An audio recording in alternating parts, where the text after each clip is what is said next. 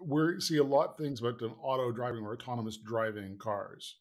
And when you were talking about operating in the fast mode, operating in the unconscious mind, is there any way that we should be thinking about of upgrading our autonomous driving? How can we upgrade our system one thinking, if nothing else, to identify when we need to move to slow thinking? I think it's a great question. So I think one of the biggest mistakes our students make when they come into LSE is they assume that the autopilot is a bad place to be, and it actually isn't. Once you're making decisions that you've made many times before, so you've been able to learn by doing, so you're very safe in that space.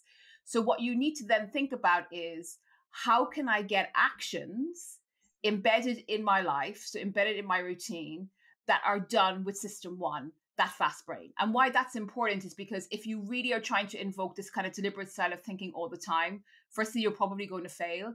But even if you succeed, it's really, really draining. It's really, really mentally taxing. And there's actually evidence in behavioral science to suggest, and the bias for people who are interested is called ego depletion, that if I really deliberately think about one thing for a concentrated period of time, some other domain in my life is actually going to fall over. So I think the trick is thinking about, what do I want to make automatic?